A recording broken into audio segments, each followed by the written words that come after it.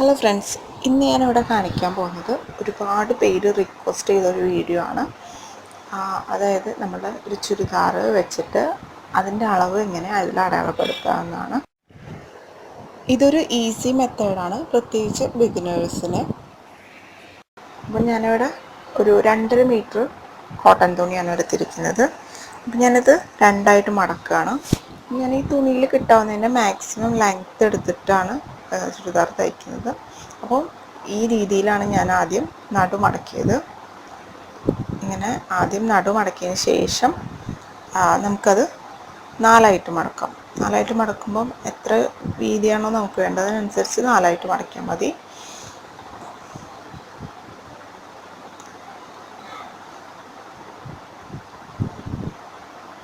അതുപോലെ നമുക്ക് ആവശ്യമുള്ള വീതിക്ക് അനുസരിച്ചിട്ട് 4ആയിട്ട് മടക്കാം.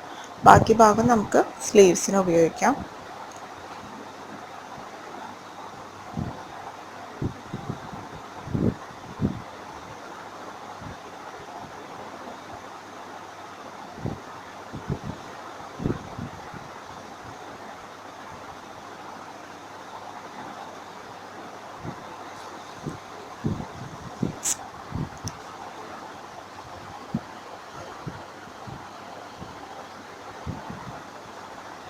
ഇങ്ങനെ 4ആക്കി മടക്കിയതിന് ശേഷം നമ്മളുടെ ഒരു ചുരിദാർ, അതായത് നമുക്ക് കറക്റ്റ് ഫിറ്റിംഗ് ആയിട്ടുള്ള ഒരു ചുരിദാറിൻ്റെ ടോപ്പ് എടുക്കുക.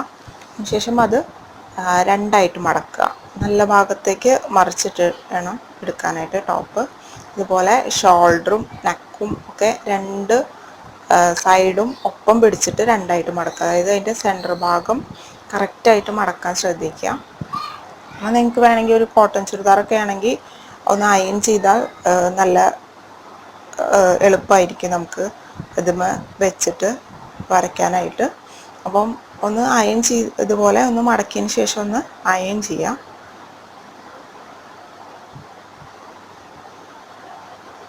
അതുപോലെ കറക്റ്റായിട്ട് മടക്കിയതിന് ശേഷം മുകളിൽ നിന്ന്, അതായത് ഷോൾഡറിൻ്റെ ഭാഗത്തു നിന്ന് ഒരു 1/2 ഇഞ്ചോളം താഴത്തേക്ക് ഇറക്കി വെക്കണം നമ്മുടെ ഈ ചുരിദാറിൻ്റെ ടോപ്പ്.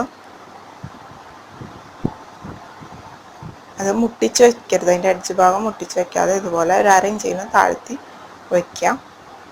ഇതുപോലെ ഇപ്പം ഞാൻ 2ആയിട്ട് മടക്കി. അതിനുശേഷം നമുക്ക് അതിൻ്റെ അളവുകൾ അടയാളപ്പെടുത്താം. ആദ്യം നെക്കിൻ്റെ വീതി അടയാളപ്പെടുത്താം. നെക്കിൻ്റെ വീതി അടയാളപ്പെടുത്തുമ്പോൾ കറക്റ്റ് അതേ വീതിയുടെ അവിടെ വെച്ചിട്ട് അടയാളപ്പെടുത്തുക. അതായത് ഒരു 1/4 ഇഞ്ച് ഇപ്പുറത്തേക്ക് നീക്കി വെച്ചിട്ട് അടയാളപ്പെടുത്തുക നെക്കിൻ്റെ വീതി. കാരണം നെക്ക് നമ്മൾ മടക്കി തയ്ക്കുമ്പോൾ അത് കറക്റ്റായിട്ട് വരും. അതുപോലെ തന്നെ ഷോൾഡറിൻ്റെ ഭാഗം ഇതുപോലെ ഒരു 1/4 ഇഞ്ചോളം അപ്പുറത്തേക്ക് നീക്കി വരയ്ക്കുക. എന്നിട്ട് ആ ഒരു നെക്കും ഷോൾഡറും നമ്മളുടെ ആ ഒരു ഷോൾഡറിൻ്റെ ഭാഗം ഒന്ന് ചരിച്ച് വരച്ചു കൊടുക്കും. നമ്മളുടെ ചുരിദാറിൽ കാണുന്ന പോലെ തന്നെ ഒന്ന് ചരിച്ച് വരയ്ക്കാം. അതിനുശേഷം കൈക്കുഴിയുടെ താഴ്ഭാഗം, നമ്മളെ കൈക്കുഴി വരുന്ന ഭാഗം ഇതുപോലെ തന്നെ ഒരു 1/4 ഇഞ്ചോളം ഇറക്കിയിട്ട് അതിൻ്റെ അവിടെ നിന്ന് ഒരു പോയിൻ്റ് ഇട്ട് കൊടുക്കുക. അതിനുശേഷം നമ്മളുടെ ഷേപ്പ്, ആ ഒരു ഷേപ്പ്, ആ ചുരിദാറിൻ്റെ ഷേപ്പ് നമുക്കതിൽ വരയ്ക്കാം. ഇതുപോലെ ഒന്ന് വരച്ചു കൊടുക്കാം. അതായത് നമ്മളുടെ സ്ലിറ്റ് തുടങ്ങുന്ന ഭാഗം വരെ ഇതുപോലെ ആ ഒരു ഷേപ്പ് ഒന്ന് അതിൽ വരച്ചു കൊടുക്കാം. സ്ലിറ്റ് വരുന്നത് ഇവിടെ ആയിട്ടാണ്. അപ്പോൾ സ്ലിറ്റിൻ്റെ ഭാഗം ഒന്ന് നമുക്കവിടെ അടയാളപ്പെടുത്താം.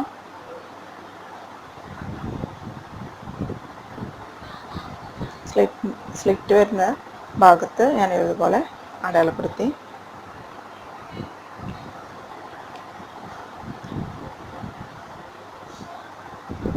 എന്നിട്ട് ആ ഷേപ്പ് നമുക്കതിൽ വരച്ചു കൊടുക്കാം.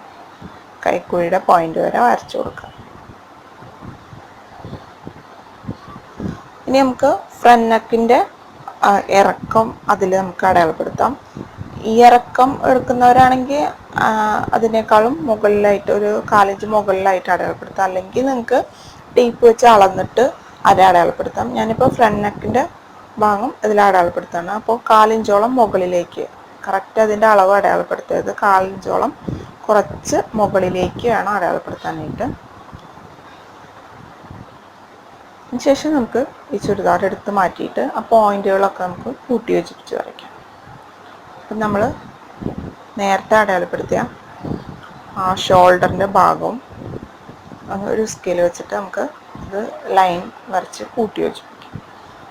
അതായത് ഷോൾഡറിൻ്റെ ഭാഗവും കൈക്കുഴിയുടെ ഭാഗവും കൂടി കൂട്ടി യോജിപ്പിച്ചു വയ്ക്കാം.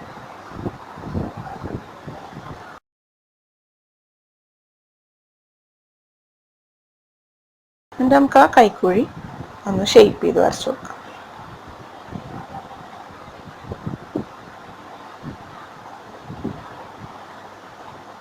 ഇനി അതിന് ശേഷം നമ്മൾ നേരത്തെ വരച്ചിരുന്ന ഷേപ്പ് ചെയ്ത ഭാഗം, അതായത് കൈക്കുഴിയുടെ താഴ്ഭാഗത്തോട്ട് സ്ലിറ്റ് വരെ നമുക്ക് എക്സ്ട്രാ എടുത്ത്, നമ്മൾ കറക്റ്റ് അളവാണ് അടയാളപ്പെടുത്തിയിട്ടുണ്ടായിരുന്നത്, ഒരു എക്സ്ട്രാ 1-2 ഇഞ്ച് എക്സ്ട്രാ എടുത്ത് ഇതുപോലെ അടയാളപ്പെടുത്തുക.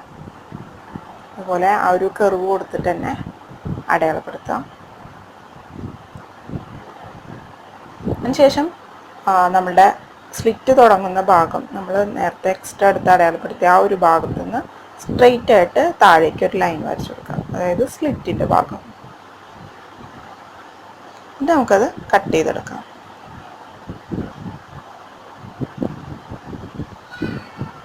സ്ലിറ്റിൻ്റെ ഭാഗം ഒരു ചെറിയൊരു കട്ടിങ് ഇട്ട് കൊടുക്കാം, നമുക്ക് മനസ്സിലാകാൻ വേണ്ടിയിട്ട്.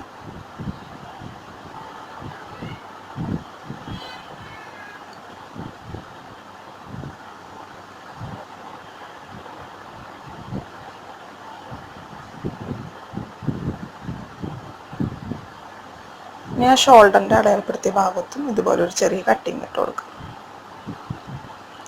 അതിനുശേഷം ഫ്രണ്ട് പാനലും ബാക്ക് പാനലും കൂടി സെപ്പറേറ്റ് ചെയ്യാം.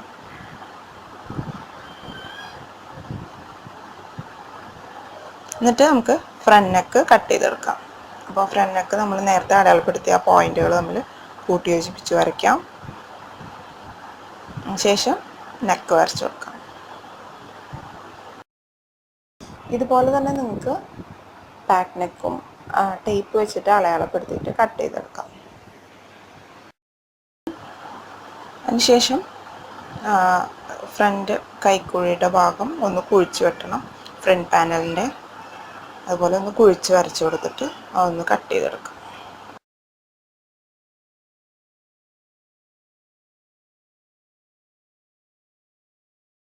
ഇതുപോലെ നിങ്ങൾക്ക് ഈസി ആയിട്ട് മെഷർമെൻറ്റ്സ് അടയാളപ്പെടുത്താം.